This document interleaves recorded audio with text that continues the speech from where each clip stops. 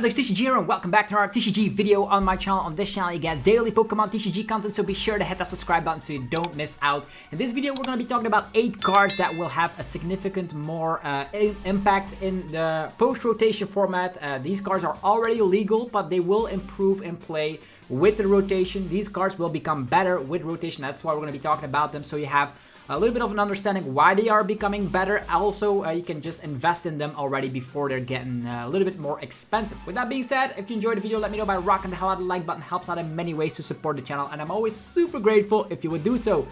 Let's just dive into this video. Also, if you have any other cards that you will put on a list like this, be sure to let me know in the comments below so we can get a discussion started. For now, these are my 8 cards that I think will become better with the rotation.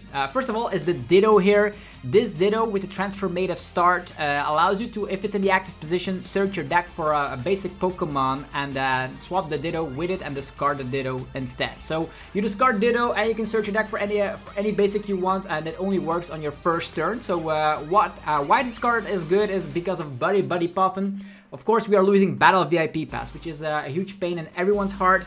The good news is that with Ditto here, having 60 HP, it is searchable with Buddy Puffin. Buddy Puffin allows you to search your deck for 2 Pokemon with 70 HP or less. This new card comes out in Temporal Forces on the 22nd of March and will be included in a whole lot of decks as a direct replacement for Battle VIP Pass.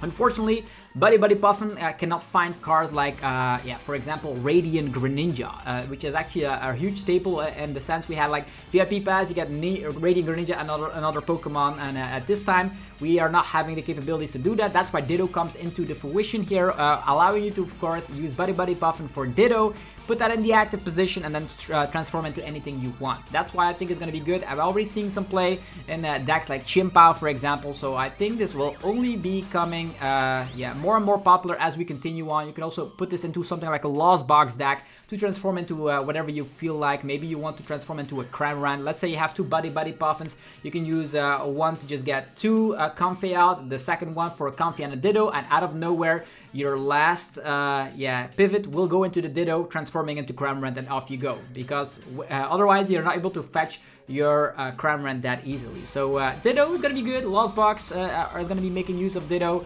Stuff like chien-pao will be making use of Ditto. I think it's a great card, and that's why I'm putting it here on the list here as a card that will become better with rotation. The next one is going to be Iron Bundle. With the rotation of Escape Rope, there's going to be a lot of decks out there that can be insta-walled by a Fluttermane. Fluttermane is a new card coming out. It's a basic Pokemon, allowing you to make sure the opponent's active does not have an ability. That means you can shut down Comfey instantly.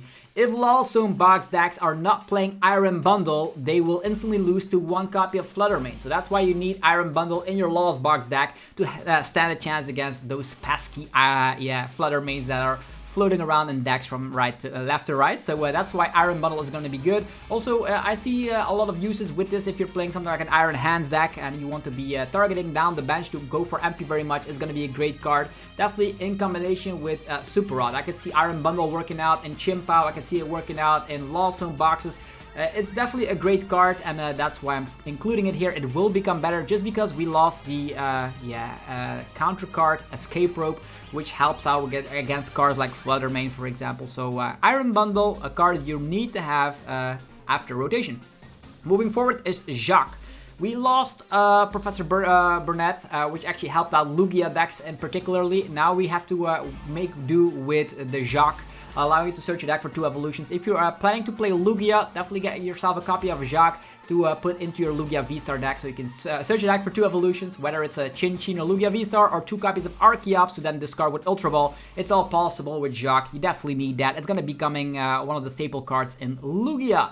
Moving forward is Mantine. We lose Echoing Horn with the rotation, and this is a direct Echoing Horn. I know it's in an attack, it's a little bit less good than Echoing Horn, but the good news is decks like Snorlax Block will still thrive because they still have the option to look at the opponent's discard pile and put a basic Pokemon you find there onto their bench, making sure you win games afterwards by using stuff like Counter Catcher. So also with Avery rotating, as soon as you use the Mantine, the only way they can get rid of that basic Pokemon is to go for a Professor Turo or a Collapse Stadium, and if they don't have any of those and you are able to gust it up in the active position, you will win games with Snorlax block. So that's why Mantine also needs to be a card, and it will become better with rotation.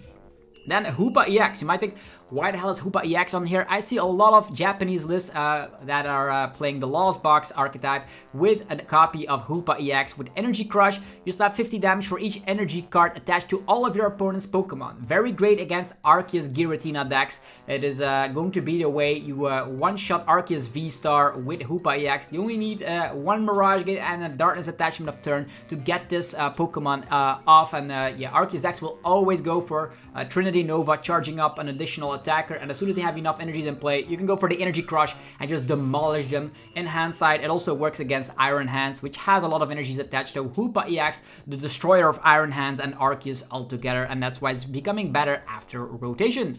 Then we have Alolan Vulpix VSTAR. This is a card that gets better because of the loss of Escape Rope as well as Cross Switcher. I know we have Prime Catcher, but you'll need to have Prime Catcher Boss in order to just play around Snow Mirage. Snow Mirage is an attack that says this damage output isn't affected by any effects on your opponent's active Pokemon, and during your opponent's next turn, prevent all damage done to this Pokemon by attacks from Pokemon that have an ability.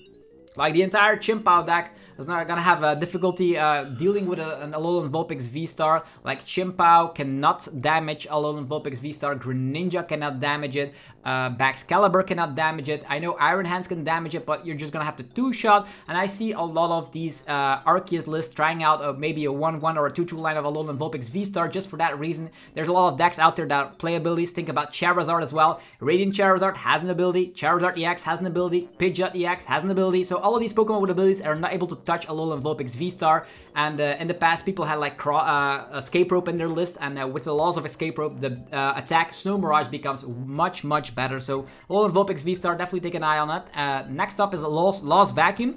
I know Path to the Peak is no longer an issue, but Lost Vacuum will be here because of the annoying tool cards. There are very powerful ace-pack tool cards coming with Hero Escape, giving you 100 additional HP, or stuff like Maximum Belt, allowing you to slap 50 damage to your opponent's EXs. So these are very powerful ace-pack cards that are staying in play.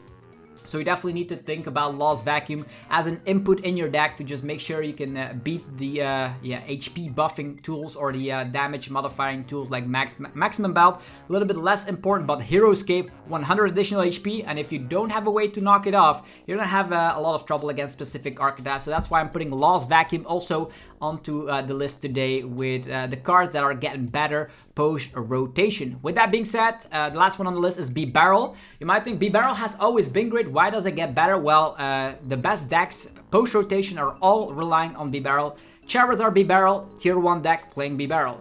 Chien-pao, tier 1 deck playing Bibarel. There's a lot of decks, archetypes that are running on Bibarel. Think about Arceus Giratina. Arceus also in hindsight becomes better after rotation, so maybe that also could have been a card I've put on the list, but in hindsight, Bibarel takes the cake here because it is in Arctina returning to the format. It is in Charizard and it is in Chien-pao. So all of these very strong decks post-rotation are relying on Bibarel. So get yourself some Bibarels while they are cheap. So let me know which other cards you might think deserve to be on this list here that become better after rotation. For me, these are definitely cards I'm taking into my binder currently, like the Ditto, most in particularly, because it actually sees play in the chien-pao deck, as well as Lost Box, Iron Bundle as a direct counter for Flutter Mane, Jacq going into the Lugia VSTAR deck, which in the past didn't see any play, Mantine going into that Snorlax block deck as a way to have the replacement for Echoing Horn,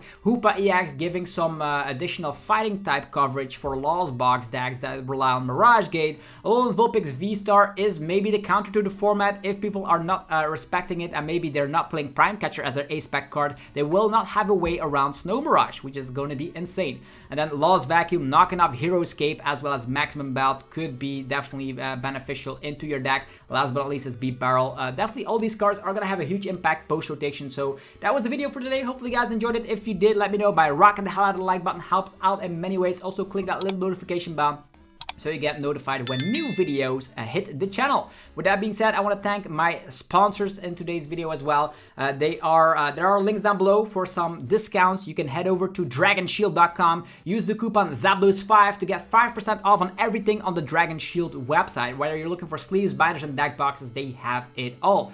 Pokemon if you're looking for TCG live code cards, you can head over to that website, use the coupon ZapdosTCG for 5% off. Definitely do so.